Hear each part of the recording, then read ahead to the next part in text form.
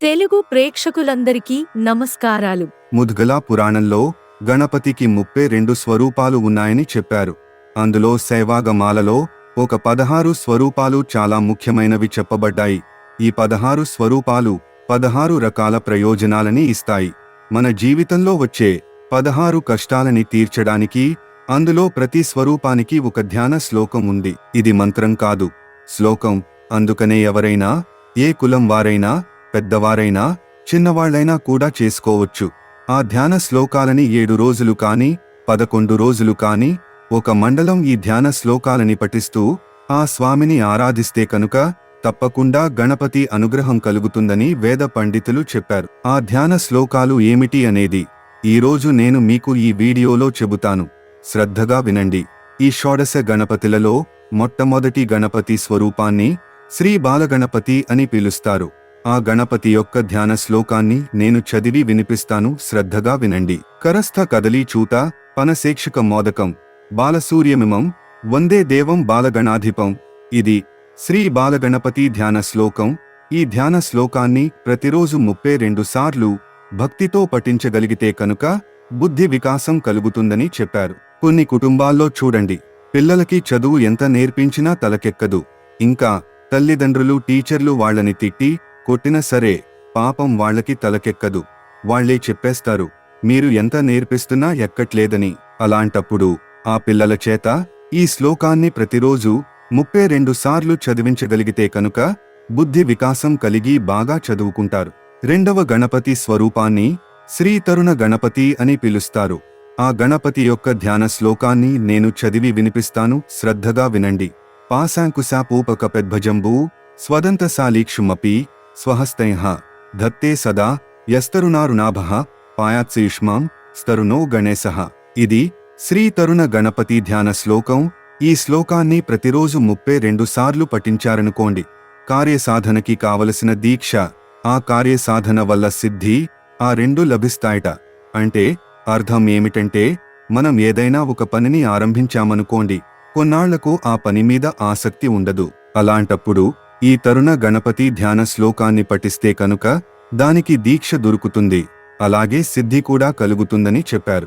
మూడవ గణపతి స్వరూపాన్ని శ్రీ భక్త గణపతి అని పిలుస్తారు. ఆ గణపతి యొక్క ధ్యాన శ్లోకాన్ని నేను చదివి వినిపిస్తాను, శ్రద్ధగా వినండి. నాలికేరామ్రకదలి గుడపాయసధారిణం శరచంద్ర భవపుషం భజే భక్తగణాధిపం. ఇది శ్రీ తరుణ గణపతి ధ్యాన శ్లోకం. ఈ ధ్యాన శ్లోకాన్ని ప్రతిరోజు 11 సార్లు పఠిస్తే కనుక మనలో భక్తి భావం వృద్ధి చెందుతుంది. మనలో చాలామంది భక్తి మార్గంలో వెళ్దామని అనుకుంటారు, లేకపోతే ఏదైనా దేవత ఆరాధనో ఉపాసనో చేద్దామనుకుంటారు. కాని ఆ భక్తి నిలవదు, అటు ఇటు వెళ్ళిపోతుంటుంది. అలాంటి వాళ్ళు ఈ భక్త గణపతిని ఆరాధన చేస్తే కనుక భక్తి భావం వృద్ధి పొంది విశ్వాసం అభివృద్ధి చెందుతుంది. నాల్గవ గణపతి స్వరూపాన్ని శ్రీ వీరగణపతి అని పిలుస్తారు. ఆ గణపతి యొక్క ధ్యాన శ్లోకాన్ని నేను చదివి వినిపిస్తాను, శ్రద్ధగా వినండి. బేతాళ శక్తి సరకార్ముఖ చక్ర ఖడ్గ ఖట్వాంగముద్గర గదాంకుశనాగపాశాన్ శూలం చకుంత పరశుధ్వజ ముద్వహంతం వీరం గణేశ మరుణం సతతం స్మరామి. ఇది శ్రీ వీరగణపతి ధ్యాన శ్లోకం. ఈ ధ్యాన శ్లోకాన్ని ప్రతిరోజు 16 సార్లు పఠిస్తే కనుక ధైర్యము, శౌర్యము కలుగుతాయట. మీరు చూడండి, కొన్నిసార్లు జీవితంలో ఏదైనా చిన్న సంఘటన జరిగిందనుకోండి, భయపడిపోతుంటారు. లేదా ఏదైనా యాక్సిడెంట్ లాంటివి చూశారనుకోండి, అప్పుడు ఇంట్లో నుంచి బయటికి వెళ్లడానికి ధైర్యం సరిపోదు, మానసికంగా దౌర్బల్యం వచ్చేస్తుంది. అలాంటప్పుడు ఈ గణపతిని ఆరాధన చేయగలిగితే కనుక వెంటనే ధైర్యము, శౌర్యము కలుగుతాయి. ఐదవ గణపతి స్వరూపాన్ని శ్రీ శక్తి గణపతి అని పిలుస్తారు. ఆ గణపతి యొక్క ధ్యాన శ్లోకాన్ని నేను చదివి వినిపిస్తాను, శ్రద్ధగా వినండి. ఆలింగ్యదేవీం హరితాంగయష్టిం పరస్పరాశ్లిష్టక్తి ప్రదేశం సంధ్యారుణం పాసశృణి వహంతం భయాపహం శక్తి గణేశమీడే. ఇది శ్రీ శక్తి గణపతి ధ్యాన శ్లోకం. ఈ గణపతిని ఆరాధన చేయగలిగితే కనుక మనలో ఆత్మస్థైర్యం కలుగుతుంది. మీరు ఏ రంగంలోనైనా ఓటమిని ఎదుర్కొన్నారు అనుకోండి, అప్పుడు మనసులో ఇది నేను చేయలేనేమోనని కృంగిపోతుంటారు. అలాంటప్పుడు ఈ గణపతి ఆరాధన చేయగలిగితే కనుక మనలో ఉన్న ఆత్మస్థైర్యం పెరిగి ఆ రంగంలో విజయం సాధించగలుగుతారు. ఆరవ గణపతి స్వరూపాన్ని శ్రీ ద్విజగణపతి అని పిలుస్తారు. ఆ గణపతి యొక్క ధ్యాన శ్లోకాన్ని నేను చదివి వినిపిస్తాను, శ్రద్ధగా వినండి.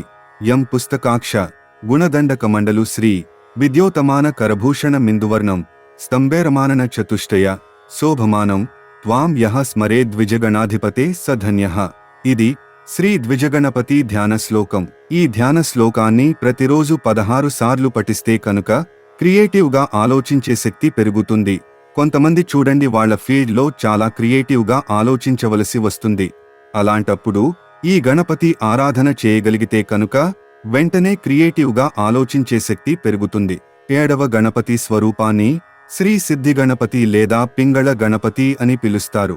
ఆ గణపతి యొక్క ధ్యాన శ్లోకాన్ని నేను చదివి వినిపిస్తాను, శ్రద్ధగా వినండి. పక్వచూతఫల పుష్పమంజరి చేక్షుదండతిల మోదకైస్సహ ఉద్వహన్ పరసు హస్తాతే నమః శ్రీ సమృద్ధియుత హేమపింగళః. ఇది శ్రీ సిద్ధిగణపతి ధ్యాన శ్లోకం. ఈ ధ్యాన శ్లోకాన్ని ప్రతిరోజు 32 సార్లు పఠించగలిగితే కనుక కార్యాలలో సిద్ధిని ప్రసాదించి విజేతలుగా నిలుపుతుంది. ఇప్పుడు చాలామంది పిల్లలు పోటీ పరీక్షలకు వెళ్లే వాళ్ళు ఉంటారు.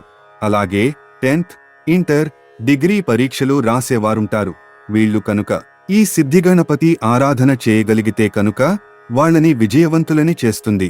ఆ శక్తి ఈ శ్లోకానికి ఉంది. 8వ గణపతి స్వరూపాన్ని శ్రీ ఉచ్చిష్ట గణపతి అని పిలుస్తారు. ఆ గణపతి యొక్క ధ్యాన శ్లోకాన్ని నేను చదివి వినిపిస్తాను, శ్రద్ధగా వినండి.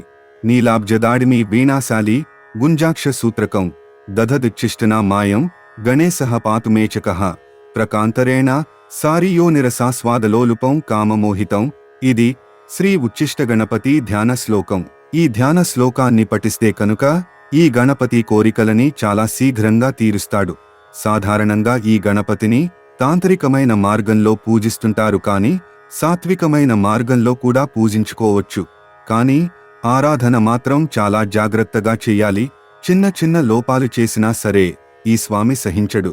ఇది ఎందుకు చేస్తారంటే కనుక ఈ గణపతి కోరికలని చాలా శీఘ్రంగా తీరుస్తాడు. అలాగే మంత్రాలని త్వరగా సిద్ధింపచేస్తాడు. అందుకని చేస్తారు. కానీ పూజలో లోపాలు చేస్తే కనుక వెంటనే బెడిసికొడుతుంది. 9వ గణపతి స్వరూపాన్ని శ్రీ విఘ్న గణపతి అని పిలుస్తారు. ఆ గణపతి యొక్క ధ్యాన శ్లోకాన్ని నేను చదివి వినిపిస్తాను, శ్రద్ధగా వినండి. శంఖేక్షు చాప కుసుమేషు కుఠారపాస చక్రస్వదంత శృణిమంజరి కాసరోఘైః పాణిశ్రితైః పరిసమీహిత భూషణ శ్రీర్విఘ్నేశ్వరో విజేతే తపనీయ గౌరః. ఇది శ్రీ విఘ్న గణపతి ధ్యాన శ్లోకం. ఈ ధ్యాన శ్లోకాన్ని ప్రతిరోజు 16 సార్లు పఠిస్తే కనుక ఆ స్వామి విఘ్నాలని తొలగిస్తారు. తల్లిదండ్రులని చూడండి, పిల్లలకి పెళ్లి చేద్దామనుకుని తరచూ పెళ్లి సంబంధాలు చూస్తుంటారు. ఎంతకీ కుదరదు. ఏదో ఒక విఘ్నం వస్తూనే ఉంటుంది.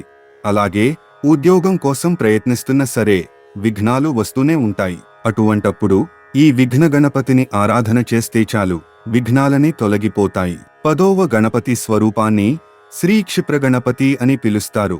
ఆ గణపతి యొక్క ధ్యాన శ్లోకాన్ని నేను చదివి వినిపిస్తాను, శ్రద్ధగా వినండి. దంతకల్పలతాపాసరత్న కుంభాం కుశోజ్వలం బంధూక కమనీయాభం ధ్యాయేత్ క్షిప్రగణాధిపం. ఇది శ్రీ క్షిప్రగణపతి ధ్యాన శ్లోకం. ఈ ధ్యాన శ్లోకాన్ని ప్రతిరోజు 16 సార్లు పఠిస్తూ ఆ స్వామిని ఆరాధిస్తే కనుక మనం కోరుకున్న కోరికలు అదృష్ట సిద్ధి కలుగుతుంది. 11వ గణపతి స్వరూపాన్ని శ్రీ హేరంబ గణపతి అని పిలుస్తారు. ఆ గణపతి యొక్క ధ్యాన శ్లోకాన్ని నేను చదివి వినిపిస్తాను, శ్రద్ధగా వినండి. అభయవరదహస్తః పాసదంతాక్షమాల శృణిపరసుదధానో ముద్గరం మోదకం చ ఫలమధిగత సింహ పంచమాతంగవక్త్రో గణపతి రతిగౌరః పాతు హేరంబనామ. ఇది శ్రీ హేరంబ గణపతి ధ్యాన శ్లోకం. ఈ స్వామి ఆరాధన ఎప్పుడు చేయాలంటే, మీరు ఎప్పుడైనా ప్రయాణాన్ని చేయాలనుకుంటే మీ ఇంటి నుండి బయలుదేరే ముందు కూర్చుని ఈ గణపతి ధ్యాన శ్లోకాన్ని 11 సార్లు ఇంటిల్లిపాది చేసుకోండి. చేసుకుంటే కనుక ప్రయాణంతో వచ్చే ఆపదలు కానీ ప్రయాణంలో వచ్చే విఘ్నాలు కానీ తొలగిపోతాయి. కొన్నిసార్లు చూడండి, మనం బయలుదేరుతుంటే మనం రిజర్వు చేసుకున్న ట్రైనో బస్సో క్యాన్సిల్ అయిపోతుంటాయి. అలాంటివన్నీ కూడా ఈ గణపతి ఆరాధనతో పోగొట్టుకోవచ్చు. 12వ గణపతి స్వరూపాన్ని శ్రీ లక్ష్మీ గణపతి అని పిలుస్తారు. ఆ గణపతి యొక్క ధ్యాన శ్లోకాన్ని నేను చదివి వినిపిస్తాను, శ్రద్ధగా వినండి. బిభ్రాణః సుఖబీజపూరక మిలన్మాణిక్య కుంభాకుశాన్ పాసం కల్పలతాం చ ఖడ్గవిలస జ్యోతిసుధానంజర శ్యామే నాత్తసరోరుహేణ సహితం దేవీద్వయం చాంతికే గౌరాంగో వరదానహస్త సహితో లక్ష్మీగణేశోవతాత్. ఇది శ్రీలక్ష్మీ గణపతి ధ్యాన శ్లోకం. ఎవరింట్లోనైనా పాపం తినడానికి లేకుండా కాని పేదరికంతో అల్లాడిపోతున్నారనుకోండి, అప్పుడు ఈ లక్ష్మీగణపతి ధ్యాన శ్లోకాన్ని ప్రతిరోజు 32 సార్లు చేస్తే చాలు, తొందరలోనే వాళ్ల పరిస్థితి బాగుపడుతుంది. 13వ గణపతి స్వరూపాన్ని శ్రీ మహాగణపతి అని పిలుస్తారు. ఆ గణపతి యొక్క ధ్యాన శ్లోకాన్ని నేను చదివి వినిపిస్తాను, శ్రద్ధగా వినండి. హస్త్రీంద్రాననమిందు చూడ మరుణఛాయం త్రినేత్రం రసాదాశ్లిష్టం ప్రియయా సపద్మకరయా స్వాంకస్థయా సంతతం బీజాపూర గదేక్షు కార్ముకల సచ్చ క్రాబ్జ పాసోత్పల వ్రీహ్యగ్రస్వ విషాణరత్న కలశాన్ హస్తైర్వహంతం భజే. ఇది శ్రీ మహాగణపతి ధ్యాన శ్లోకం. మనకి గ్రహబాధలు వచ్చాయనుకోండి, అప్పుడు మనం శాంతులు చేయించుకోవడానికి వేలు లక్షలు ఖర్చు పెడుతుంటాం. అంతలా ఖర్చు పెట్టనక్కర్లేదు. ఈ మహాగణపతి ధ్యాన శ్లోకాన్ని ప్రతిరోజు 32 సార్లు పఠిస్తే చాలు, ఎటువంటి గ్రహ బాధల నుంచైనా సరే స్వామి తప్పించేస్తారు. 14వ గణపతి స్వరూపాన్ని శ్రీ విజయ గణపతి అని పిలుస్తారు. ఆ గణపతి యొక్క ధ్యాన శ్లోకాన్ని నేను చదివి వినిపిస్తాను, శ్రద్ధగా వినండి. పాశాంకుశ స్వదంతామ్ర ఫలవానాఖు వాహనః విఘ్నం నిహంతు నస్సర్వం రక్తవర్ణో వినాయకః. ఇది శ్రీ విజయ గణపతి ధ్యాన శ్లోకం. ఈ ధ్యాన శ్లోకాన్ని ప్రతిరోజు 32 సార్లు పఠించి స్వామిని ఆరాధించిన వారికి విజయాన్ని కలుగజేస్తారు. ఇందాక సిద్ధిగణపతి గురించి చెప్పాను కదా, ఆ స్వరూపానైనా ఈ స్వరూపానైనా ఆరాధించవచ్చు. ఈ విజయగణపతిని సామాన్యంగా రాజకీయాలలో పోటీ చేసేవాళ్లు, సినిమా రంగం వాళ్లు ఆరాధిస్తారు. 15వ గణపతి స్వరూపాన్ని శ్రీ నృత్య గణపతి అని పిలుస్తారు. ఆ గణపతి యొక్క ధ్యాన శ్లోకాన్ని నేను చదివి వినిపిస్తాను, శ్రద్ధగా వినండి. పాశాంకుశాపూప కుఠారదంత చంచత్కరాక్లుప్త వరాంగులీకం పీతప్రభం కల్పతరో రథస్థం భజామి నృత్తోపపదం గణేశం. ఇది శ్రీ నృత్య గణపతి ధ్యాన శ్లోకం. ఈ ధ్యాన శ్లోకాన్ని ప్రతిరోజు 32 సార్లు పఠిస్తే కనుక మనశ్శాంతి లభిస్తుంది. జీవితంలో ఎప్పుడైనా మనశ్శాంతి లేకుండా పోతుంది చూడండి. కొన్నిసార్లు చాలా చిరాకుగా అనిపిస్తుంది. చీచి అన్నీ ఉన్నాయిరా, మనశ్శాంతి లేదు అని అనుకునే వాళ్ళు ఉంటారు. అలాంటి వాళ్ళు ఈ ధ్యాన శ్లోకాన్ని పఠించి స్వామిని ఆరాధిస్తే చాలు, వెంటనే మనశ్శాంతి లభిస్తుంది. 16వ గణపతి స్వరూపాన్ని శ్రీ ఊర్ధ్వ గణపతి అని పిలుస్తారు. ఆ గణపతి యొక్క ధ్యాన శ్లోకాన్ని నేను చదివి వినిపిస్తాను, శ్రద్ధగా వినండి. కల్హార శాలి కమలేక్షక చాపబాణ దంత ప్రరోహక గదీ కనకోజ్వలాంగః ఆలింగనోద్యత కరో హరితాంగయుష్ట దేవ్యా కరోతు శుభ మూర్ధ్వ గణాధిపోయే. ఇది శ్రీ ఊర్ధ్వ గణపతి ధ్యాన శ్లోకం. ఈ ధ్యాన శ్లోకాన్ని ప్రతిరోజు 32 సార్లు పఠిస్తే కనుక మీకు అన్యాయంగా ఎప్పుడైనా శిక్ష పడిందనుకోండి, అధికారుల దగ్గర్నుంచి కానీ కారాగారవాసం లాంటి వాటి నుండి ఆ స్వామి సులభంగా బయటపడేస్తారు. ఇవి షోడశ గణపతుల యొక్క ఆరాధన విధానాలు. మీ అందరి కోసం షోడశ గణపతులు యొక్క ధ్యాన శ్లోకాలన్నీ నేను ఈ వీడియో ద్వారా మీకు అందించాను. మీకు ఏ ధ్యాన శ్లోకం అవసరమో ఆ ధ్యాన శ్లోకాన్ని ప్రతిరోజు పఠించండి. ఆ గణపతి యొక్క అనుగ్రహంతో మీరు ఆ కష్టము నుంచి సులభంగా బయటపడాలని కోరుకుంటున్నాను. సర్వేజనా సుఖినో భవంతు, లోకా సమస్తా సుఖినో భవంతు. స్వస్తి. ప్రేక్షకులారా, నాకు మీ సహకారాన్ని అందించడానికి ఈ వీడియోని లైక్ చేసి, షేర్ చేసి, అలాగే మా ఛానల్ ని సబ్స్క్రైబ్ చేయడం మాత్రం మర్చిపోకండి. ధన్యవాదాలు.